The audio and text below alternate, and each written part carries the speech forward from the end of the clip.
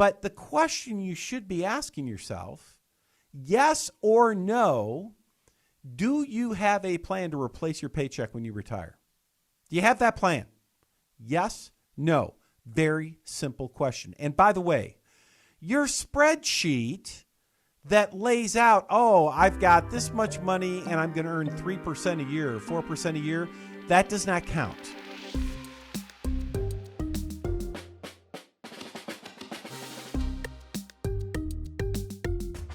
Welcome to Retirement Today. I'm your co-host, Zach Holcomb, and alongside me, we have Michael Reese. He's a certified financial planner, retirement planning expert, and founder and president of Centennial Advisors, located right here in Austin, Texas. Mike, how are you this afternoon? I'm doing fantastic, and I don't know if you've noticed this, Zach, but for those of you who are watching this on the podcast, I'm dressed in black today. That's thinning. Right, that's supposed to make me look skinnier, looking a little trim, and so, so I'm feeling really good. Right, I'm feeling really good with the show today. We got a great show. This is a great show, and if you've listened to the show before, we say, everything we talk about is very important. But today's show, I think it's probably one of the most important shows that we've done yet. Wouldn't you agree? Yeah, we're rocking and rolling. This is going to be. I'm very excited about what we're going to talk about. And these are the kinds of questions. I know we're going to talk about 4 questions, right? These are the kinds of questions that you should be asking yourself to make sure that you're in great shape with your planning. We believe in prosperity planning.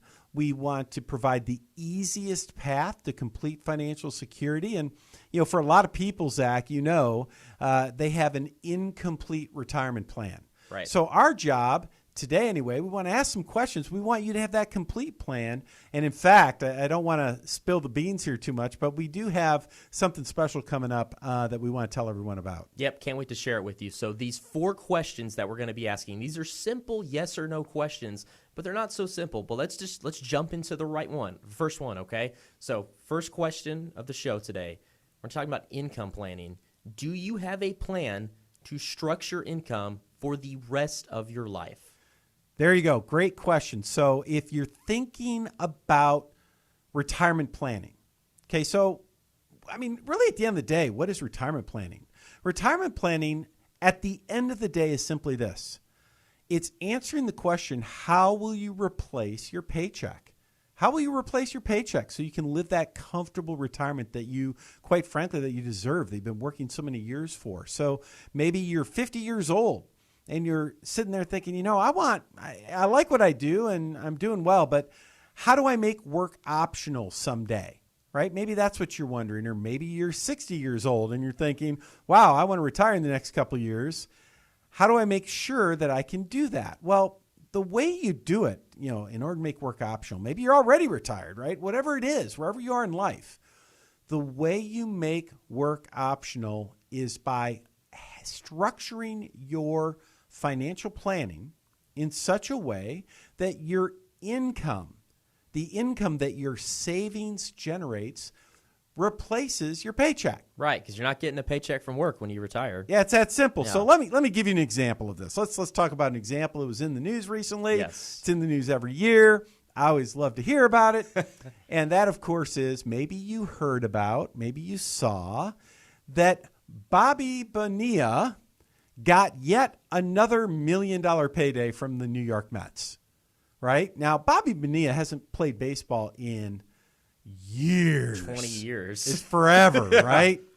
And so here's the deal. Let me tell you a little bit about this story. And Zach, I know you're the one that brought this to my attention. So yes. if I misspeak here, please jump in and correct me. But I will.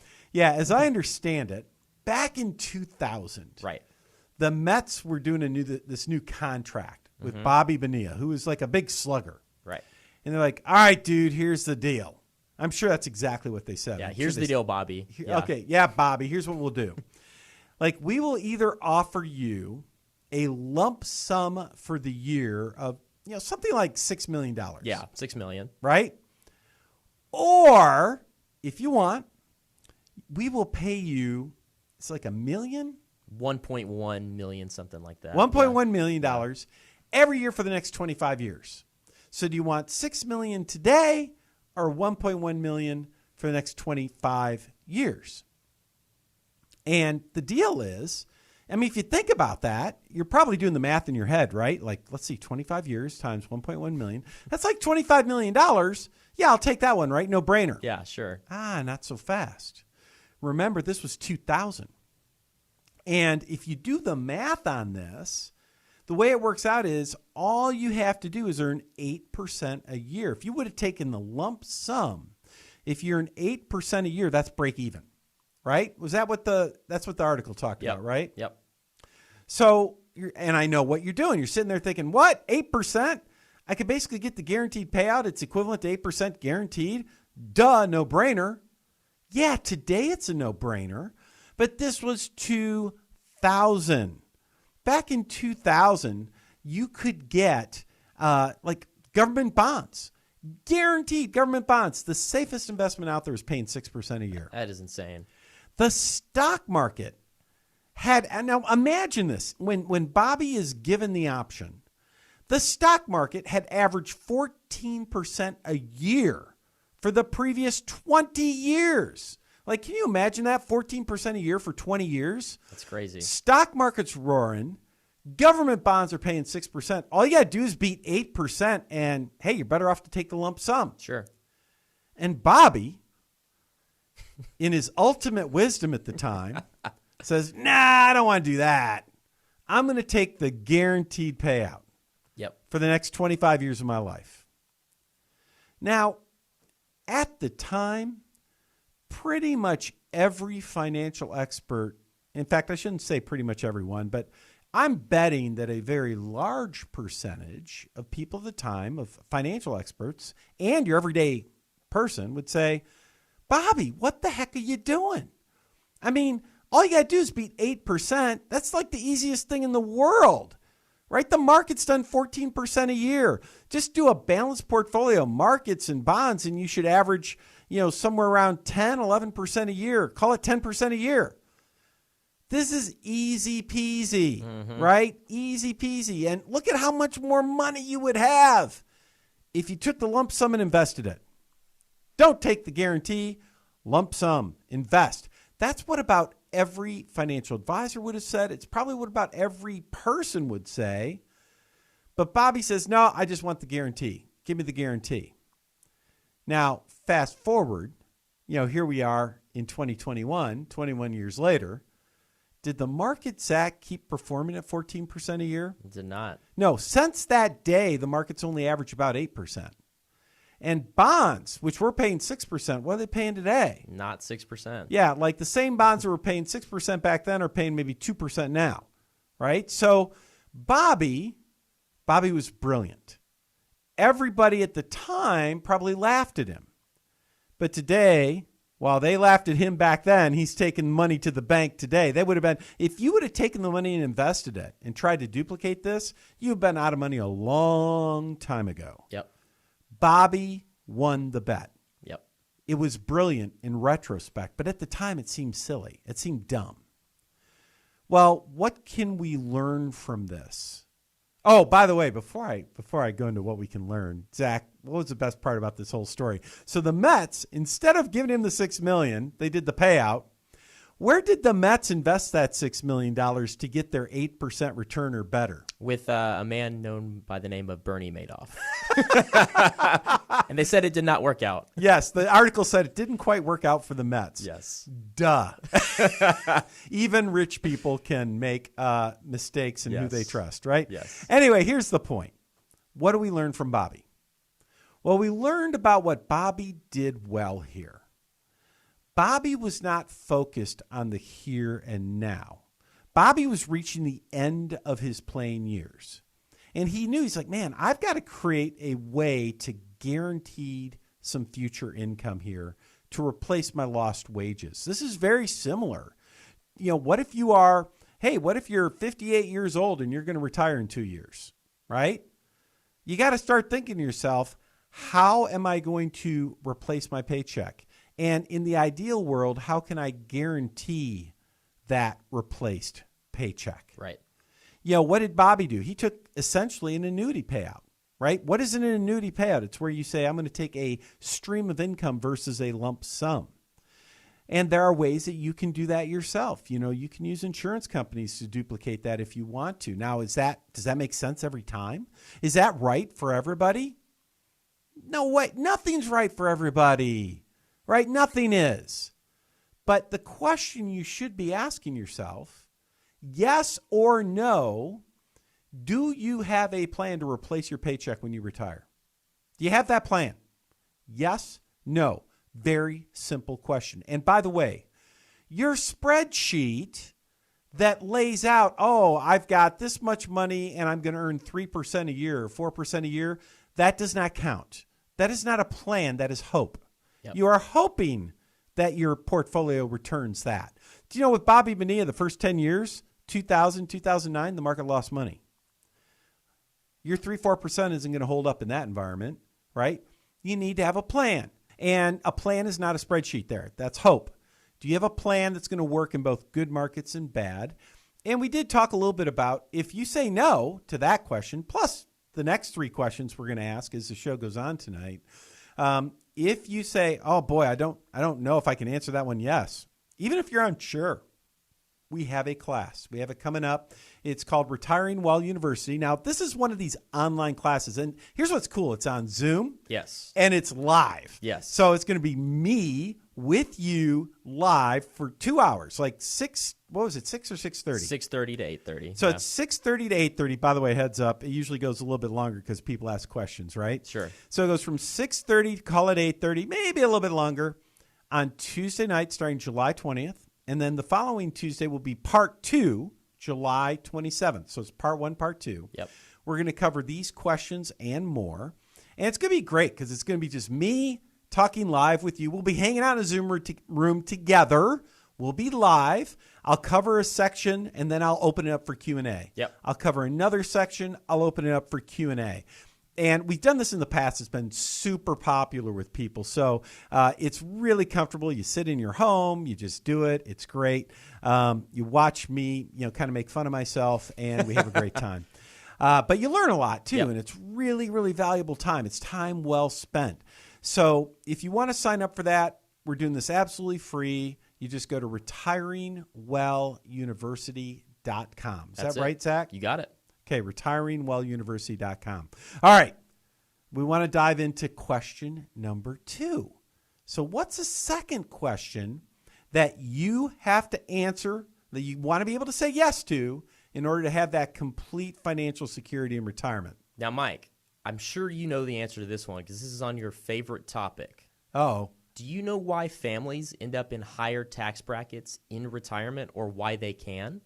Why can someone end up in a higher tax bracket in retirement? Correct. Okay, so the question you want to ask yourself, do you know why you might end up in a higher tax bracket in retirement?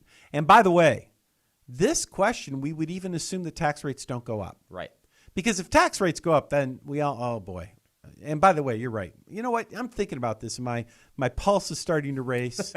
My face is probably getting a little red. For those of you watching on the podcast, you're like, oh my God, there he goes again. Starting to sweat. You're wearing the black shirt. We can't see it, though. You can't see, though, because I'm wearing the black shirt so I can look a little skinnier on the podcast. Yes. This is actually another question that's related to this that you might ask yourself. Do you know what your year-by-year future tax liability is likely going to look like? That would be another way to ask the similar question, sure. Right? Because here's what I've learned over the years. I've been doing this for like 25 years.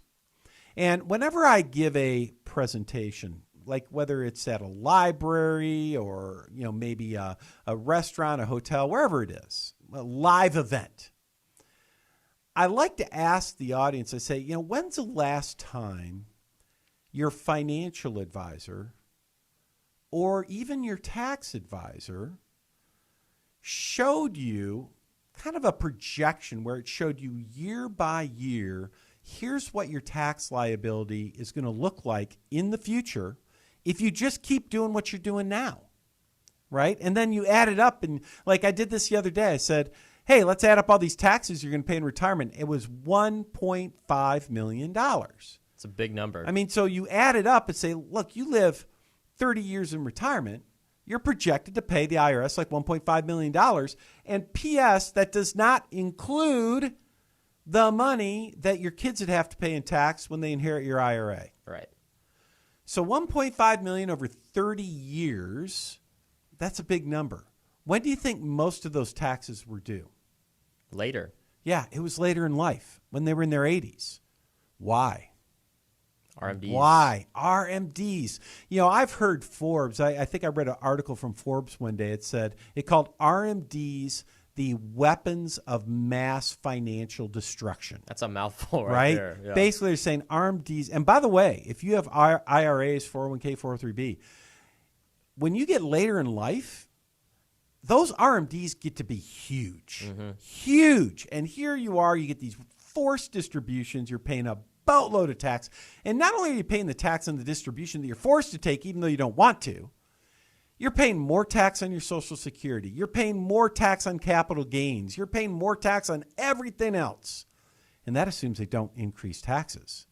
They increase taxes down the road. It's like, let's take a huge problem and just explode it and make it worse. Right. It is unbelievable the amount of tax you're likely going to pay when you get later in retirement. Now, this same family, by the way, with some simple strategies, I was able to show them, hey, look at this. You do this, this, and this. Instead of paying $1.5 million of tax, we can reduce that to below $1 million. Well, guess what? $1 million of tax in retirement still, and I hope I don't get bleeped here, but the word I would think of it still stinks. I was going to use a different word. I know I would get bleeped out, so let's go with it's still not a happy thought. Right. It still is horrible. The problem that this couple had is, they've done a great job saving for retirement, so it's kind of where they were at, right? But, let's look at it from the other perspective. I sure as heck would rather give the IRS $1 million than $1.5 million. Oh, yeah, absolutely. Right? Here's my question. My question is this. Do you know what your future tax projections look like? Do you know? Yes or no? Really simple. Do you know the tax road you're on? Do you know where you're heading?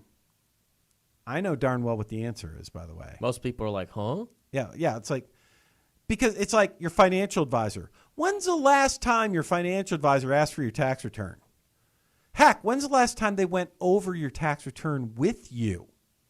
The answer should be, well, gosh, Mike, they do that with me every single year, right? That's what that's what the answer should be. Right. I mean, it's their job not just to help you figure out how to make money with your investments, but it's also their job to help you figure out, well, how do we make sure you keep what you made?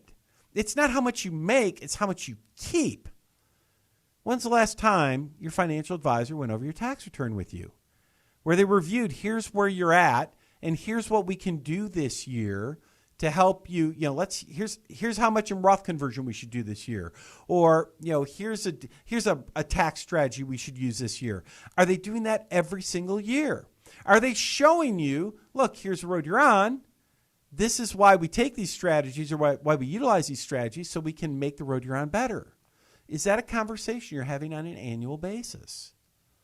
If not, you got a problem. Yep. You got a big problem. I don't care. You might be 45 years old listening to the show. You still have that problem, because guess what? What's really cool is the younger you are, the smaller the steps you need to take in order to create huge benefits later in life.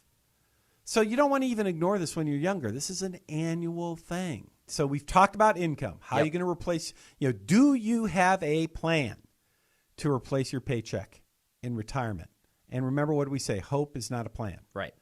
The second one is, do you know why your taxes might be higher in retirement than when you're working? And, we talked about that. That one gets me all going. So I'm still a little, I had to go take a quick drink of water there between, while we were on break, because of course I was all, hot and bothered from taxes. Yep. I hate taxes. All right. So let's move on to question number 3. So here's a question. Go ahead, Zach. What's our question? Talking about investments. Do you have a plan to protect yourself from downside risk when you retire? Yeah, this is a great one. So think about this. The market's at all-time highs. Sure. Right? So here's my question. You're probably looking at your retirement savings. you're like, holy smokes, look at that. I've got more money now than I've ever had at any other point in my life. That's probably what you're saying. Like, you look at your retirement accounts, there's probably more money there now than you've ever had. Yeah, if you're kicking back, you're like, I've done a great job. You're like, look at me. I'm the bomb, right? I'm the investment guru. Yep. Like, move over Peter Lynch. Yes. I'm the man or I'm the woman, depending on your gender. Here's the thing. You are likely at a stage of life where your retirement savings are the largest number they've ever been. Right. But I've got news for you.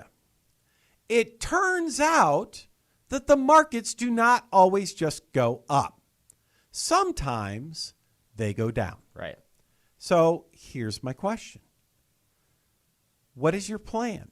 Or do you have a plan to protect the values that you've worked so hard to build?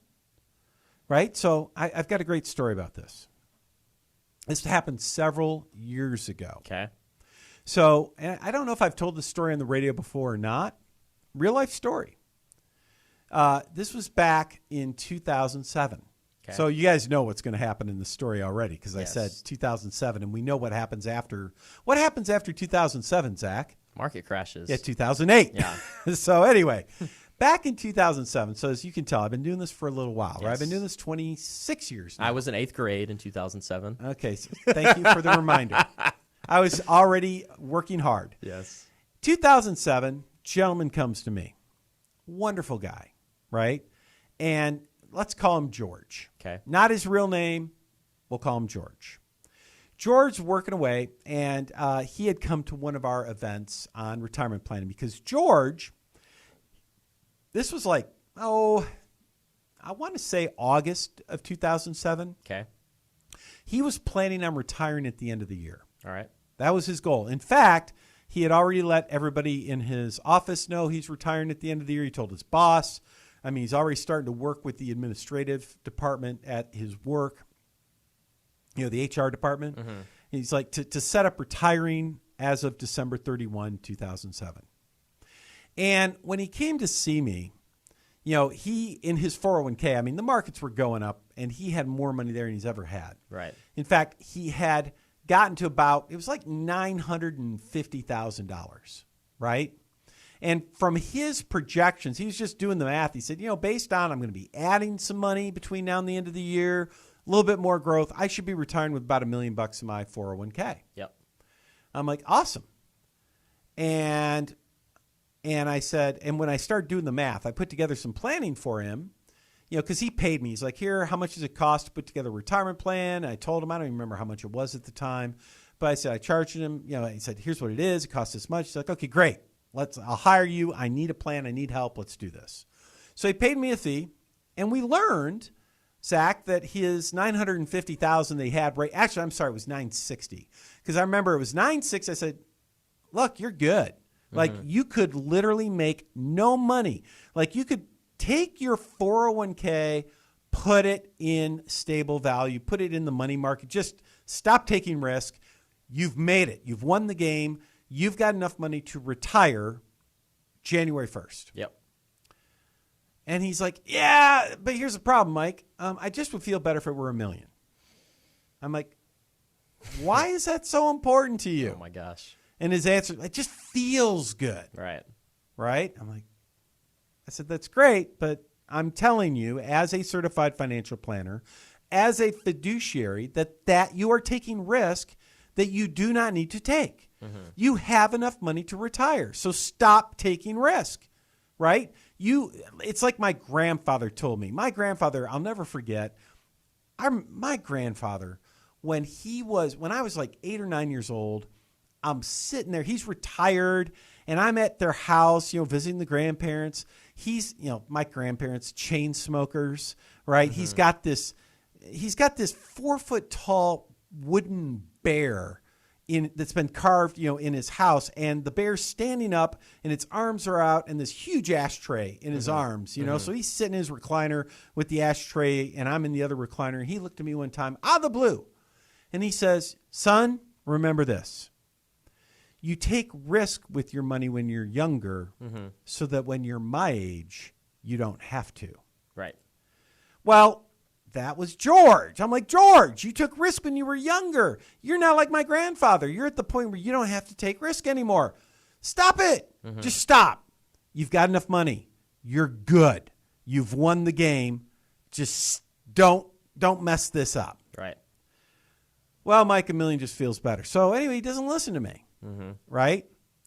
Anyway, so we call him. We follow up with him. He's supposed to retire January 1. We followed up with him January, about mid-January, because we hadn't heard from him. Like, hey, George, hey, it's January. You're probably retired now, and you're ready to, we need to get this money restructured out of your 401k like we talked about in your plan. Yep. He's like, well, I actually, you know what? I didn't call you because I postponed my retirement date. Because he said, I don't know if you remember this. Well, you don't remember this probably, but starting in October, November, December, that's when the 2008 market crash started. And his count was down now to a little below 900,000. Uh-oh. And he likes that million. And he wants $1 million. He's like, yeah, I'm a little below 900.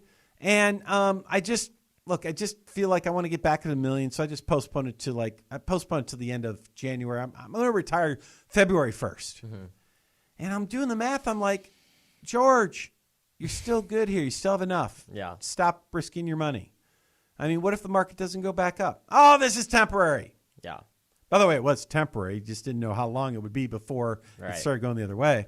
And as the year went on, every month, it'll be next month. It'll be next month. It'll be next month. By the time we got to the end of 2008, his retirement accounts, which were 960, were down to like 600,000. In fact, the market kept going down. January, February, March of 2009, he was all the way down, Zach, to $500,000. Wow. Before markets started turning around. Wow. Here's a guy that was planning on retiring January 1st, 2008. And because the markets crashed on him, he couldn't retire anymore. Nope. He ended up not being able to retire until January of 2013. Wow. It was like a 5-year stretch for him. It's rough.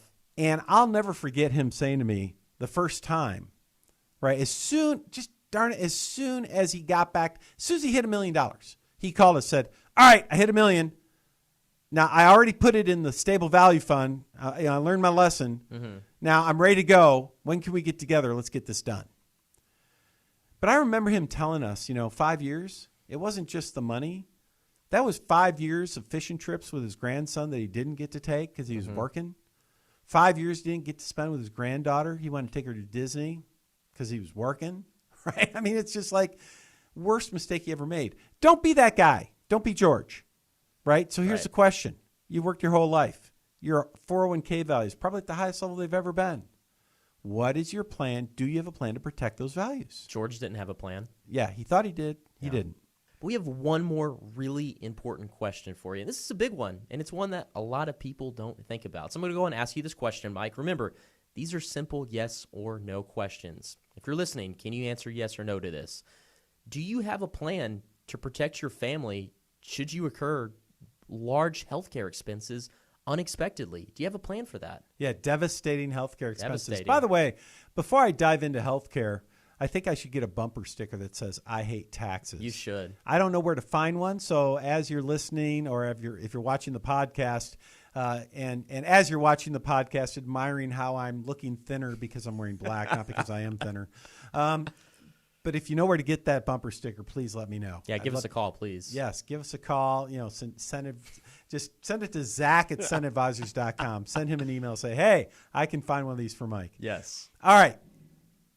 Do you have a plan to protect yourself from the devastating expenses of health care in retirement? Or we could say the potential devastating expenses. Healthcare in retirement can cost a boatload. And really, when you think about this, one of two things, well, I'm going to rephrase that. One of three things are going to happen.